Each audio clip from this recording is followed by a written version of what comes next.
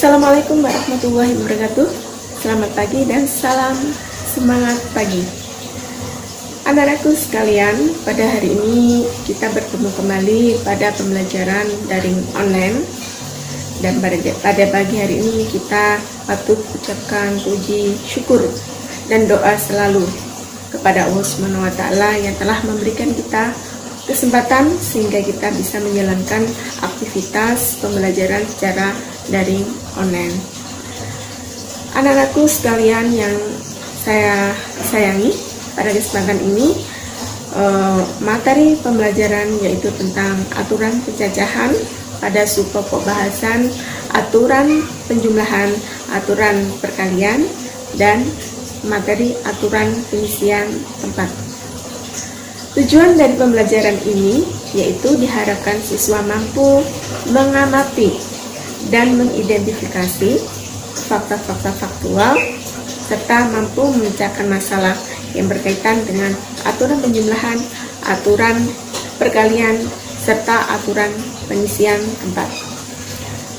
Aturan pencacahan merupakan materi prasyarat untuk mengikuti dan mempelajari materi berikutnya, yaitu pada materi peluang.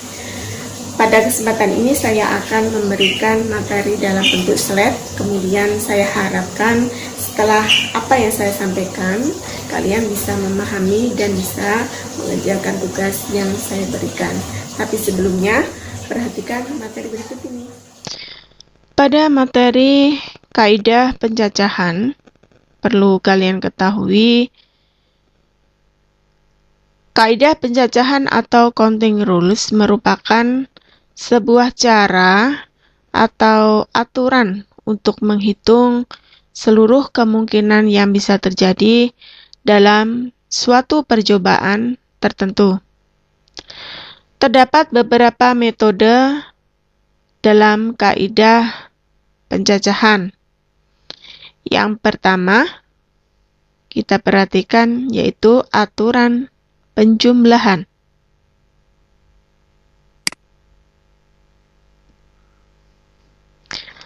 Apabila suatu peristiwa dari n tahap yang saling lepas, di mana peristiwa pertama dapat dilakukan R1 cara yang berbeda, peristiwa kedua R2 cara, dan seterusnya hingga N peristiwa, maka R1 ditambah R2 ditambah titik-titik ditambah Rn, ini disebut dengan aturan penjumlahan. Perhatikan contoh yang pertama. Untuk mengikuti kompetisi matematika, sebuah sekolah diwajibkan mengirimkan 1 siswa perwakilan. Jika dalam tahap akhir seleksi terpilih 3 siswa laki-laki dan 2 siswa perempuan, tentukan banyaknya cara sekolah tersebut memilih wakilnya untuk mengikuti kompetisi matematika.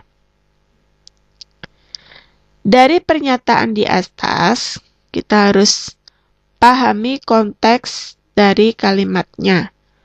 Peristiwa tersebut merupakan peristiwa yang saling lepas, karena peristiwa pertama tidak dilanjutkan dengan peristiwa yang kedua, atau peristiwa tersebut bukan peristiwa berpasangan.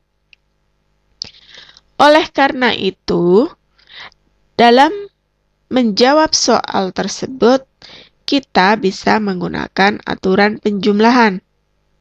Jadi, banyaknya cara sekolah memilih wakilnya untuk mengikuti kompetisi matematika adalah 3 ditambah 2 sama dengan 5 cara yang berbeda. Ini adalah bentuk dari aturan penjumlahan. Berikutnya kita masuk ke contoh yang kedua.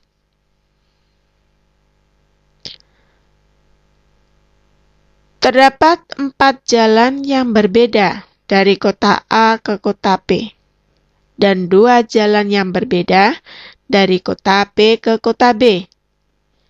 Tentukan banyaknya cara seseorang dapat menggunakan jalan itu jika berangkat dari A ke B melalui P. Dari peristiwa ini, kejadian yang pertama, kemudian dilanjutkan dengan peristiwa kejadian yang kedua. Jadi kejadian ini adalah kejadian tidak saling lepas. Maka banyaknya cara jalan dari A ke B ada R4 atau 4 cara. Banyaknya jalan dari P ke B ada 2 cara. Berdasarkan aturan perkalian di atas, maka banyaknya cara dalam menuju A ke B melalui P sebanyak 4 kali 2 sama dengan 8 cara. Karena kejadian pertama berkaitan dengan kejadian yang kedua, tidak saling lepas. Contoh yang ketiga. Pada saat diadakan pemilihan ketua dan sekretaris kelas, ada 3 calon untuk ketua kelas, ada 5 calon untuk sekretaris. Berapa banyak pasang calon ketua dan sekretaris yang mungkin terpilih? Dari konteks soal yang ada, kejadian yang pertama lepas dari kejadian yang kedua, tidak ada keterkaitan. Berapa banyak pasang calon? Berapa banyak pasang calon ketua dan sekretaris yang terpilih? Di sini adalah masih ada keterkaitan. Mencari pasangan antara ketua dan sekretaris. Maka, ada 3 cara untuk memilih ketua dari 3 calon ketua, dan ada 5 cara untuk memilih sekretaris dari 5 calon sekretaris. Jadi, banyaknya pasangan calon ketua dan sekretaris yang mungkin adalah 3 kali 5 sama dengan 15. Karena masih terkait kejadian pertama dan kedua.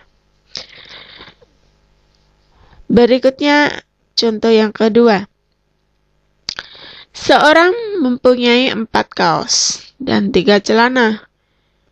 Berapa banyak cara ia memakai kaos dan celana tersebut? Kalau kita amati dan kita pahami, soal ini adalah yang sangat berkaitan. Ini menunjukkan adanya keterkaitan, ya. Sehingga orang tersebut dapat memakai kaos sebanyak 4 cara. Ia juga bisa memakai celana dengan 3 cara.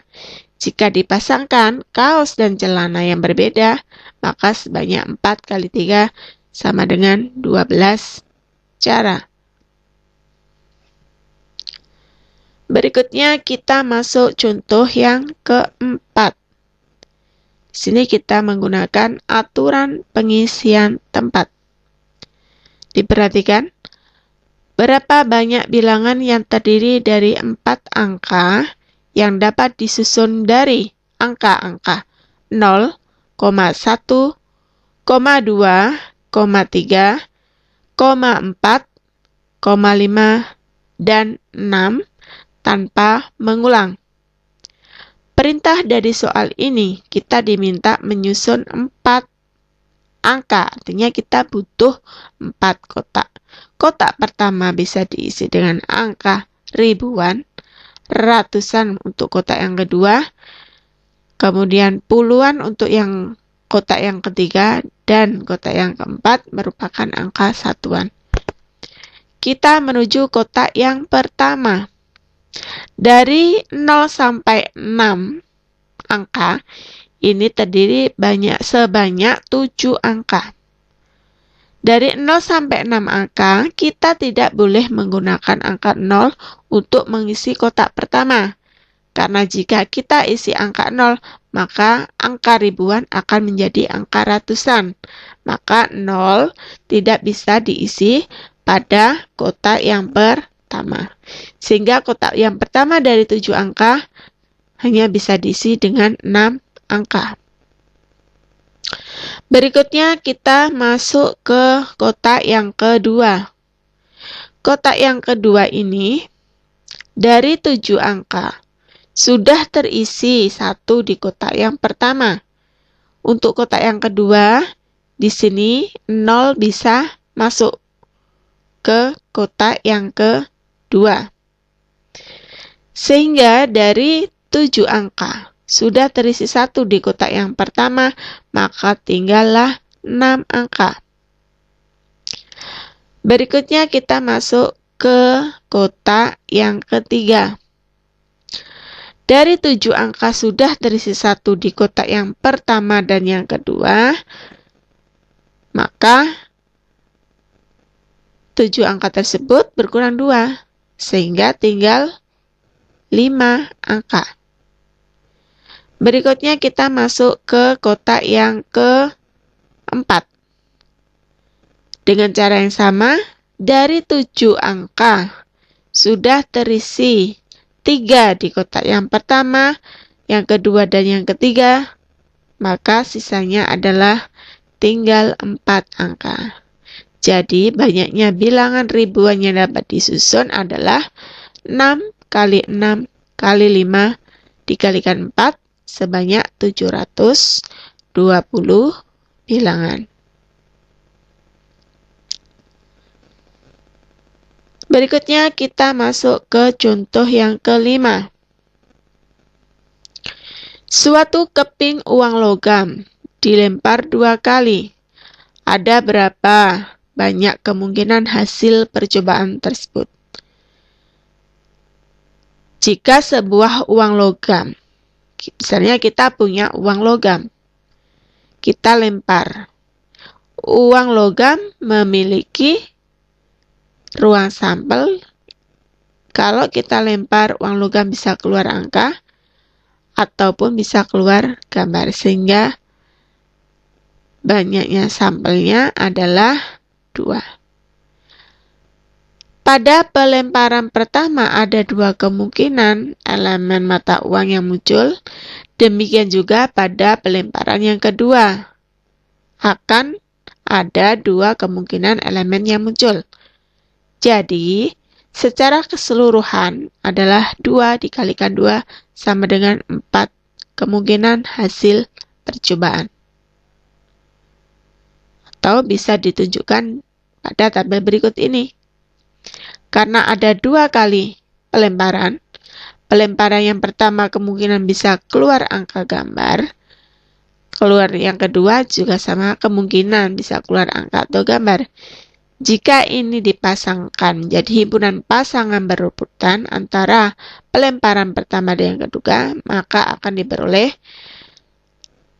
kemungkinan yang muncul pada pelempar keduanya adalah angka atau angka, bisa angka atau gambar, bisa gambar atau angka, atau gambar dengan gambar.